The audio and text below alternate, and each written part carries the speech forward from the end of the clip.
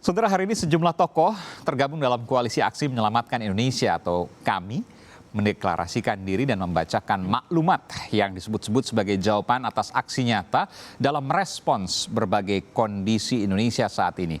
Tapi di sisi lain, deklarasi tokoh yang tergabung dalam KAMI ini disebut hanyalah gerakan barisan para mantan.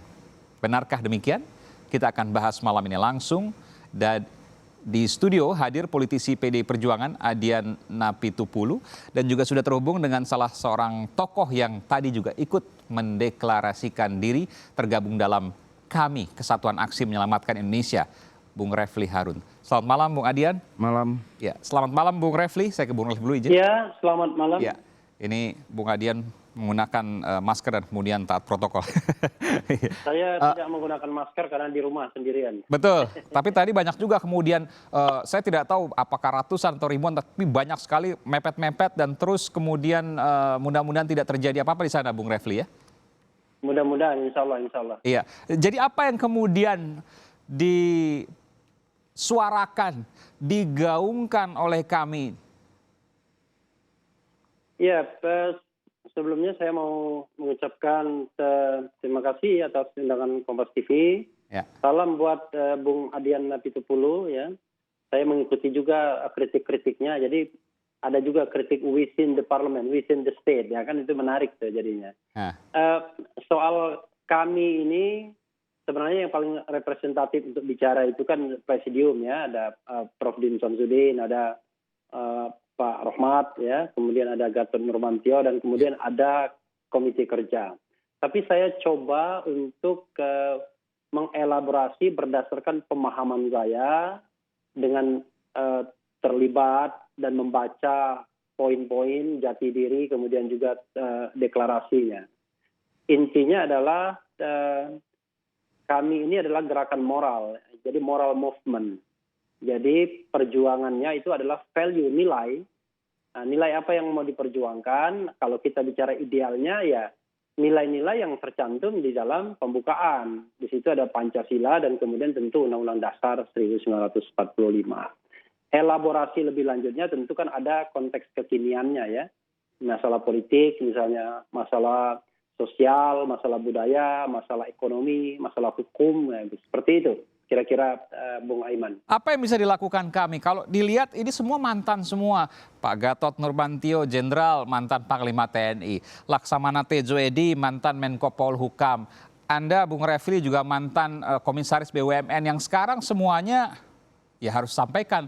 Sudah tidak kemudian bersama lagi dengan Pak Jokowi. Barisan para mantan. Saya kira kan Bung Adian juga sudah tahu saya, walaupun ketika saya jadi komisaris itu di Kompas TV saya juga kan pernah mengkritik ya. 2017 berhadapan dengan Fajrul Rahman dan lain sebagainya. Jadi bagi saya value itu bisa di mana aja. Jadi di dalam pemerintahan bisa memperjuangkan value seperti yang Bung Adian perjuangkan ya dengan mengkritik Erick Thohir dan BUMN-nya ya kan. Di luar pemerintahan juga apalagi ya. Pertanyaan begini Bung Refli, kalau seandainya kita bicara konstitusi kan harus ada mediumnya, partai politik kah, atau media kah, atau bahkan di eksekutif kah, itu mungkin tidak ada sama sekali. Ini kemudian tokoh-tokoh hebat yang kemudian saat ini ya tidak memiliki kekuatan apapun untuk kemudian memiliki medium menyuarakan kekritisannya. Oke, justru itulah ya. Kalau kita bicara tentang moral movement. Jadi moral movement itu tidak mengandalkan kekuatan politik yang real ya. Dalam pengertian misalnya harus ada partai politik ya, harus ada kelompok-kelompok yang powerful secara ekonomi. Karena yang dijual itu kan ide, gagasan. Nah gagasan itu bisa disandingkan, bisa dibandingkan dengan apa yang sudah digagas kelompok lain. Termasuk juga pemerintah dan DPR. Nah karena yang dijual gagasan ya tentu saja kita tahu bahwa gagasan itu yang paling penting itu disampaikan. Dan perkara menyampaikan gagasan itu mudah sekali di era teknologi sekarang ini ya. Saya pribadi saja misalnya dengan channel saya bisa menyampaikan gagasan setiap saat. Ini YouTuber luar biasa deh. Iya, jadi bisa menyampaikan gagasan. Tapi alangkah baiknya kan kita tidak soliter ya. Jadi ada yang namanya the common concern, jadi concern bersama. Jadi para influencer bergabung begitulah kurang lebih ya? Iya, yang penting adalah perjuangannya adalah value. Jadi nilai yang diperjuangkan. Karena nilai itu saya katakan itu dia tidak pernah berakhir, tidak pernah ada akhirnya. Jadi kalau kita memperjuangkan orang misalnya, kalau orang tersebut jadi, kita kemudian menagih janji, kalau orang itu tidak jadi, kita kecewa, kan begitu. Tapi kalau memperjuangkan nilai itu ya tidak pernah akan berakhir. Karena kekuasaan bisa berganti, tapi kekuasaan yang sama kan juga bisa mengabaikan nilai-nilai yang harusnya Dan itu kemudian disuarakan oleh kami, Bung Adian. Iya, begitu. Bagaimana? Apa yang Anda lihat dari kami ini orang-orang yang hebat pada zamannya. Ya, kalau dibilang barisan para mantan dari komposisi isinya bisa benar. Kalau Arief Puyono bilang ini terkait dengan perlombaan beauty contest untuk reshuffle juga mungkin benar. Ada juga beauty contest untuk reshuffle? Kata Arief Puyono. Maksudnya apa itu? Katanya semua berlomba tampil, menarik perhatian agar kalau terjadi reshuffle. Supaya dipanggil di telepon. Ya, kira-kira seperti itu. Ditelepon pada saat reshuffle. Ya, itu menurut Arief. Oke. Ada lagi yang katakan kemudian ini mau membuat partai politik.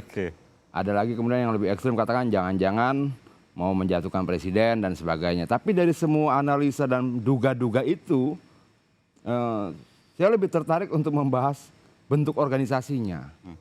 Bentuk organisasinya sebagai sebuah gerakan moral, sebagai sebuah gerakan ya yang membutuhkan efektivitas. Menurut saya tidak efektif. Kenapa? Ada 4 struktur di situ.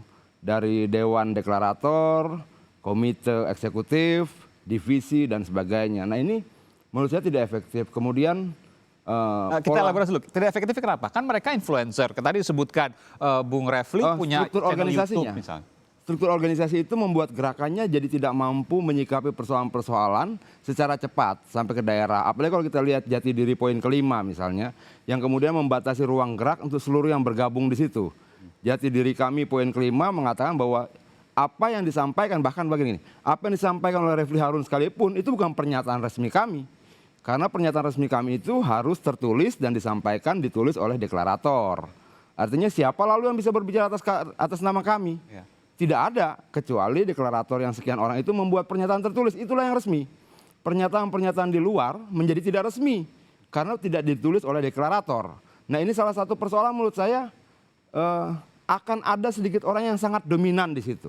Yang kemudian kalau dibilang oligarki itu adalah kekuasaan kecil yang mengatur banyak hal, ya ini juga oligarki baru sebenarnya. Cuma sekian orang mengatur sekian banyak gerakan. Di sisi lain itu akan membuat gerakan ini menjadi sangat tidak efektif. Itu. Jadi berbeda-beda. Kalau seandainya nanti misalnya ditelepon oleh Pak Jokowi atau staf oleh Istana, tolong dong ini datang ke sini terkait dengan reshuffle, akan berbeda suaranya. Anda menilai seperti itu? Ya kalau menurut Arief Puyono sih ini katanya perlombaan untuk menarik perhatian. Ya. Jadi nggak artinya gini. Ini penting. Kenapa kemudian? Ini bisa jadi main aman. Jadi nggak ada satu suara yang kuat secara organisasi. Bisa jadi antara Bung Refli dengan Pak Gatot berbeda. Pak Gatot dengan Pak Tejo Laksmana, Pak Tejo Edi berbeda. Betul. Pak Tejo Edi dengan Pak Din Samsudin berbeda. Nah kalau kemudian Dewan Deklarator ini terdiri dari orang sibuk, akan sulit sekali mengeluarkan pernyataan tertulis bersama. Nah ini yang menurut saya, ini organisasi bentuknya apa? Dia tidak menjadi organisasi yang sanggup bekerja efektif dan cepat menyikapi persoalan-persoalan yang ada kalau dia sebuah gerakan moral. Justru menurut saya dia dikungkung oleh mekanisme dan strukturnya sendiri. Oke, saya ke Bung Refli. Bung Refli, saya menerjemahkan apa yang kemudian disampaikan oleh Bung Adian.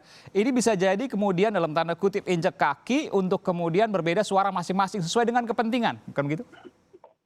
Bisa ke situ, tapi gini, maksud saya gini, yang saya soroti itu bukan pernyataan Arief Puyono dan lain-lain. Yang saya soroti ini organisasi apa?